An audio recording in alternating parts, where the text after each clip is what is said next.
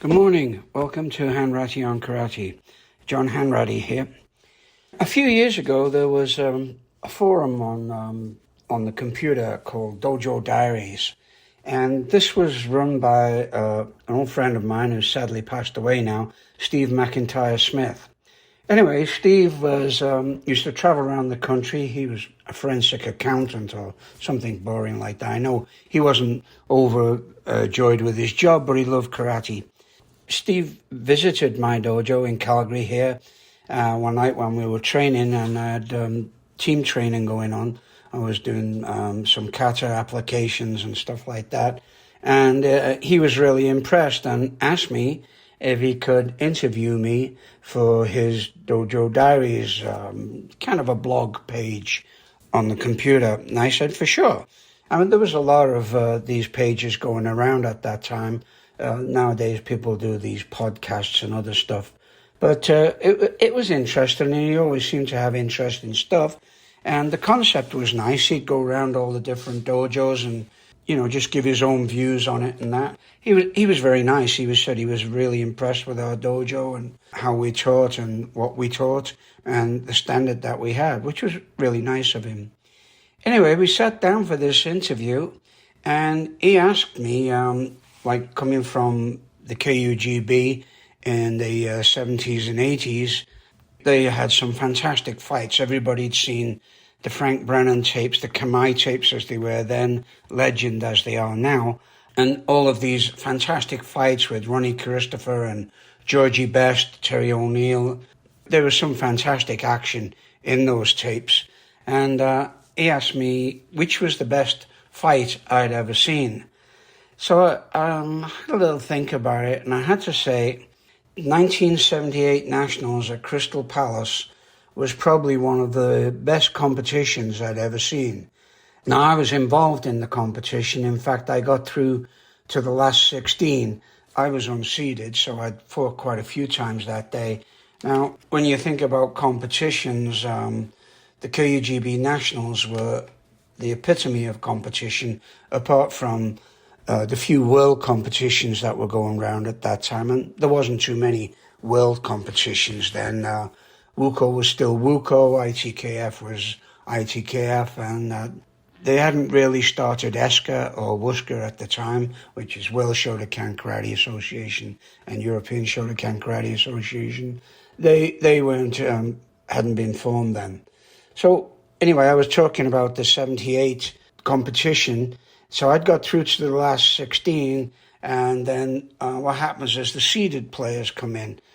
These are guys who'd won past competitions from the last year, and pretty big boys, very capable. And I was drawn against George Godfrey. George Godfrey, very, very good fighter from Steve Cattle's Kirkdale Club, stands about 6'4". And if you've ever met me, I'm lucky to stand on tiptoe and make 5'6". Getting shorter every day, by the way. Anyway, George pretty much dispatched me straight away, although I do have a good picture of me trying to get inside his kicks with the Gyakuzuki, almost, but not quite. Anyway, the rest of the competition, I got to get changed, get showered, and sat down to watch the competition. Now, what happens in the KUGB finals, there's so many rings going on, and you just progress from one ring to another. And then in the evening, you go up to the main floor, and they have the finals on one ring. The quarterfinals and semifinals, they still run on other rings. Now, at this time, we didn't have mats. We didn't have mats, and we didn't use mitts or anything else. And you had to touch to score. And I say touch very lightly because there was some pretty solid contact, and you knew you'd been scored on, or you knew you'd scored. So I was following the competition through and looking through some old notes and old magazines that I have. I've got thousands of magazines. At one time, I was North American distributor for Terry O'Neill's magazine, Fighting Arts. I wrote a few articles for him, and so Terry very kindly sent me a number of binders to keep all the magazines in. So I've got probably one of the most complete sets of fighting arts around. And plus I also have lots of other magazines that were, just coming out and stuff like that. So I looked through all of the notes and all of the magazines and searched my memory and also got a good idea of what happened. So I'm going to run up to this in a couple of parts. In the, I'd say the last 16, I believe, Terry O'Neill fought Ronnie Kramer and Terry got through. Then John Bolton fought a guy called Wooler. Now, John Bolton was also from the Triangle, one of the nicest guys you could ever meet, but really, really good at karate. John was a silversmith by trade, and I always remember him bringing in the European Cup that Liverpool had won in the 70s to the dojo. He'd been given the job of polishing the cup up and, refurbishing it after all the football players had got the dirty hands on it, and there was a few bumps and nicks on it. Anyway, he brought it into the Triangle where we were training, and everybody took a few pictures with it. I wish I could find the pictures, but not many people had cameras then. There was no phone cameras, of course, in the 70s. But anyway, that was John. And John beat Wooler, and he advanced. So the next fight up was Phil Duval. Phil Duval beat a guy called Noel, and he was up against Frank Brennan, who'd beat Joe Farley. Joe Farley was also from the Triangle, big guy, real character, good friends with Joe, always have been, like him a lot. Joe tried out his hand at acting and all the rest of it. I think he acted under the stage name of Joseph Carradine, made a movie and appeared in a couple of TV shows. But Joe was a big lad. Anyway, Frank beat him, and then Phil Duval beat Frank and went on through. Then next up was Mick Ragg. Now, Mick Ragg was a giant, just a massive big guy and a fierce, fierce fighter.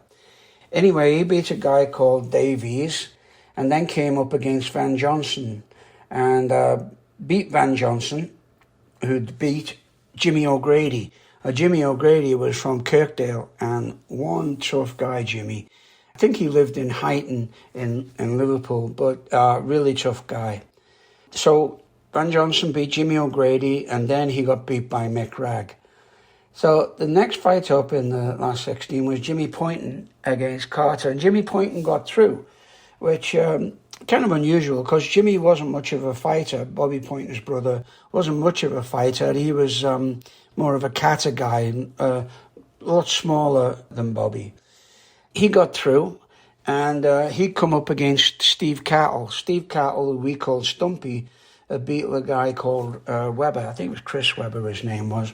So Steve beat Jimmy Poynton and got through.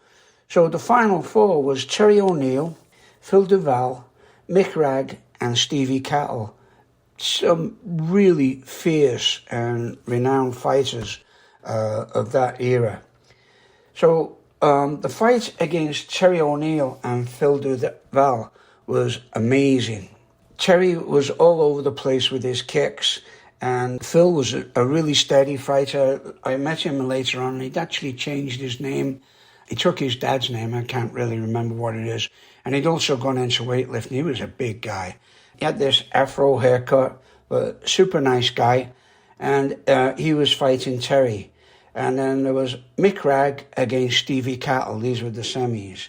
Stevie was lightning fast with his Gyakuzuki, or reverse punch, and he would close people down, which you had to do because Steve wasn't very tall, maybe 5'7", 5'8". And when you look at Mick Ragg, who's like 6'4" and about 240 pounds, and lightning fast with amazing kicks and good reflexes, moved well. Stevie just charged in and got the score most times. Stevie was very light on his feet, and he had this kind of funny little shuffle going on there, kind of threw your timing off. But he would come in at you like you wouldn't believe, and if he hit you, you knew you'd been hit. I remember getting my cheekbone broken by Steve once when we were only supposed to be doing light sparring, but fortunately I must have charged in at him a bit fast, and he just nailed me with perfect timing as I come in range of his fist. So that was Steve against Mick Ragg, and Steve got through. Now the fight with Phil Duval and Terry O'Neill, the other semi-final, was fantastic. Phil was really good, moved around well, but what got me with this this fight is there was a little bit of controversy with the score. Terry spun for an Ushiro Giri. Steve went to double-hand it block down, and Terry immediately shifted and caught him right in the head with an Urumawash, which is a hook kick, spinning hook kick. Phil went down to the floor hard, unconscious. So they had a big judges meeting, and Hanratty Sensei pulled everybody around. Now, I was sitting right on ringside, and when I say ringside, you could sit right on the floor at Crystal Palace, right on the white lines. As long as you didn't interfere with the refereeing and the fighting, you were fine, and you didn't get run over by fighters getting chased out of the ring. So I was listening to this, and the final outcome was that Hanratty Sensei, and he may have been biased, I don't know, said that the kick was a perfect ippon, and that Phil, when he fell to the floor, had banged his head, and that's what knocked him unconscious. And so they stood the fighters up, Phil looking very shaky. I doubt if he could have carried on anyway. And ippon was given to Terry, and Terry went through to the final. And the final was something that you're just unbelievable. So what I'm thinking I'm doing, I'll just go to the kata results on that, because a few years ago, I was in St. Lucia, and I may have mentioned this before. I was in St. Lucia, and I think it was just when Trump had been elected, which surprised everybody. But I was at a table, it was supposed to be a Caribbean night. At one of these resorts, they have all these special nights. So it was a Caribbean night, and I was sitting down with the wife at the table, and we were having a nice quiet drink, and there's a lot of Americans in St. Lucia. Unfortunately, it's quite close to Florida and Miami. All the Caribbean islands are. Anyway, this huge American, they're not all huge, but, I'd say the political ones are. Anyway, this guy sits down with his wife at the same table, and he goes, "So what do you think of our new president?" And I just looked at him. I said, "Do you want my honest opinion?" He goes, "Well, yeah, we've got greatest guy on earth. He's going to change everything," and all the rest of it. And of course, I'd followed all the publicity regarding this Trump character up to that point, and believe me, it's 10 times worse now than it was then, and it wasn't very good then, grabbing women and all the rest of it.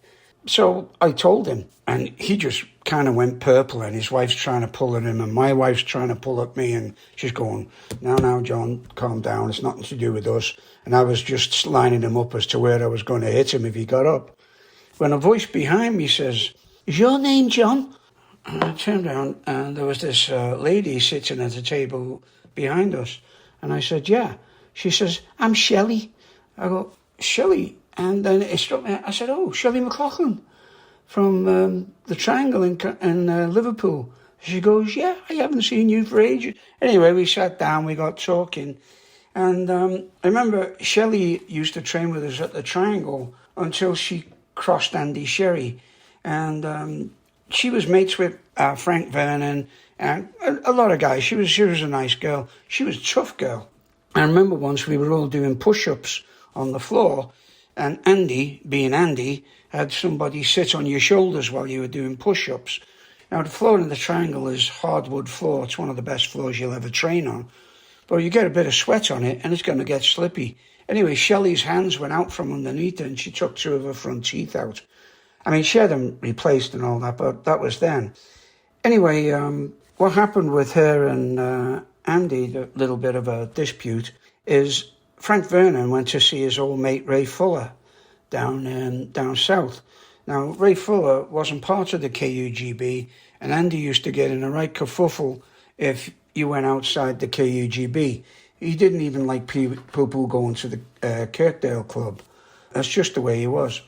Anyway, when he came back, he barred Shelley from training at the Triangle. And she was really, really upset because Frank Vernon had gone down with her. And Frank was my original instructor from 1970. And he was one of the original KUGB members, one of the founding members. In fact, he gave it the name Karate Union of Great Britain because he was big into unions at the time. And, that's what he said. It's a union. Everybody's equal and all that. Anyway, Frank barred Shelley, and Shelley didn't like her, and she went round to Andy's house. I think he used to live in Canterbury Street then, at his mother's, and she was banging on the door, telling him to come out. Of course, he never did come out. Anyway, Shelley went off and trained with Steve's club at Kirkdale, and in the kata division at this 1977 or 78, it might have been 77 championships, she came in second next to Sandy Hopkins. Sandy Hopkins was Steve Cattle's partner, and she was really good.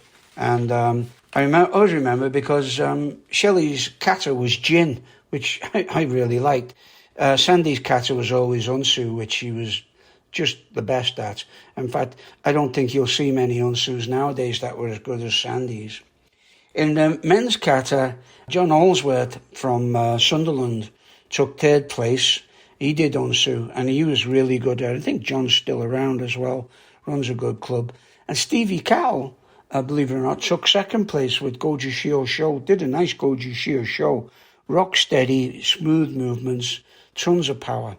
But the kata that impressed me was Terry. Terry took first place with Sochin, which is so strong and smooth and just flowed. And at the end where you do the extended kizami and pullback punch, you could see the tension in the body. I mean, Terry's a big guy. He was a bodybuilder, weightlifter, ton of muscle on him. So you could see the tension in this kata, and just how he moved was brilliant. And it kind of gives you a little bit of a, I don't know, comparison with today's people who either do kata or do kumite. And the way they did kata would have frightened the kumite competitors these days. So that was it. Anyway, I'm going to leave it at that. So the next little chat I will get on to the fights and how good they were. So there's something for you to look forward to. As always, comments are welcome. Take care, and we'll talk to you again.